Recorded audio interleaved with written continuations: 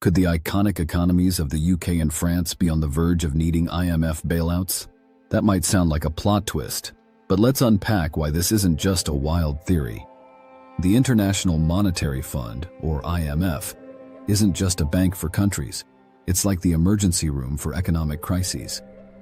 When national economies spiral into trouble, the IMF steps in, offering lifelines in the form of financial aid. Think of it as giving a country the tools to rebuild its financial health, stabilize currencies, and stimulate growth. Now take a look at the UK and France.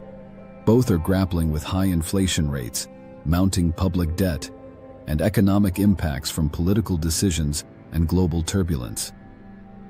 Imagine trying to juggle all these while keeping economic growth alive. It's no wonder the prospect of an IMF intervention isn't entirely off the table. But what makes the IMF's involvement so crucial? It's not just about the money, it's about restoring confidence. A bailout signals a commitment to reform and recovery. These nations might need to lean on such measures to reassure not just their citizens, but global investors too. Strap in as we delve into what this could mean for the future of these European giants. Let's zoom in on the underlying factors pushing these economies to the brink. For the UK, Brexit reshaped trade dynamics and introduced new challenges. The country faces a tightrope walk of negotiating fresh trade deals while managing economic headwinds brought on by the withdrawal from the EU. Across the Channel, and France is juggling its own burdens. Labor strikes and social unrest are frequent specters haunting economic stability, not to mention the burden of high public spending and soaring national debt. It's a balancing act of maintaining public services while preventing further debt accumulation. And here's the thing, it isn't just about domestic issues. We're also talking global shocks. Think supply chain disruptions, energy crises, and geopolitical tensions. Both countries are highly integrated into the global economy, making them sensitive to such external risks.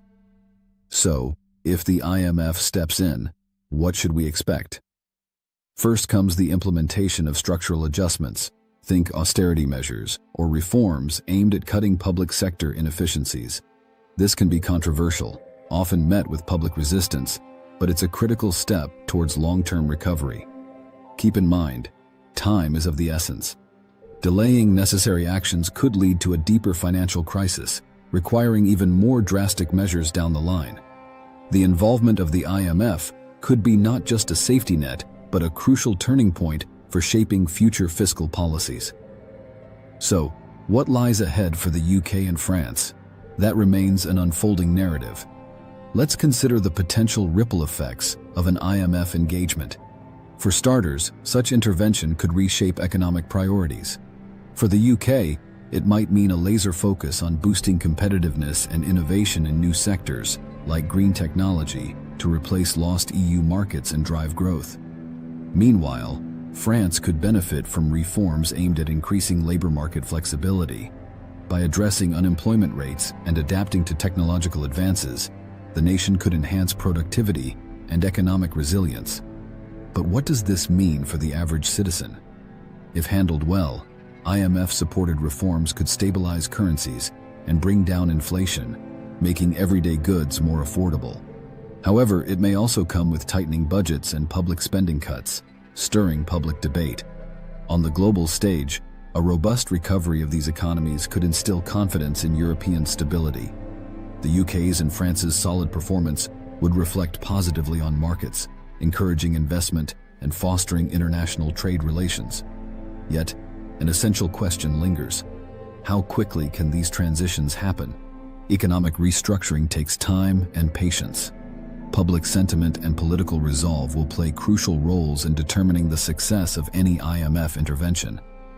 So as we watch these developments unfold, keep an eye on policy decisions, market reactions, and the crucial balance between immediate relief and long-term sustainability. What's clear is that the stakes are high, and the outcomes could redefine economic landscapes both domestically and globally. Examining historical patterns can provide a glimpse into what might occur. Take Greece's experience with the IMF in the 2010s, a stark reminder of the complex dance between austerity and growth. While the measures restored some degree of financial stability, it also sparked widespread social unrest and political upheaval due to cuts in public spending. This leads us to a critical consideration: how to balance necessary economic reforms with social well-being. The challenge for the UK and France will be to implement changes that not only stabilize their economies, but also protect their citizens' quality of life. It's a test of leadership and strategic planning. On the positive side, this could be a chance for both nations to innovate and modernize. For example, investing in renewable energy, enhancing digital infrastructure, and supporting small and medium enterprises could spur sustainable growth and job creation. There's also a collaborative dimension to consider. The collective strength of the European Union might play a supportive role, offering coordination and resources to help these key economies regain footing. This spirit of cooperation could set a precedent for future economic strategies within the bloc. Ultimately, the actions taken today will echo into the future, not just for the UK and France, but potentially reshaping Europe's economic landscape. Observing how these countries navigate their respective challenges will undoubtedly provide invaluable insights into the resilience and adaptability of modern economies. Navigating this economic crossroads will require measured strategies and sound policy decisions. The opportunity to rebuild stronger, more resilient economies is within reach, and how the UK and France respond may define their economic futures for decades. So, what do you think the future holds for these nations? Share your thoughts in the comments below. If you found this analysis insightful, hit that subscribe button and ring the bell to stay updated with more such content. Remember, every like and comment helps us reach more curious minds. Thanks for watching, and see you in the next one.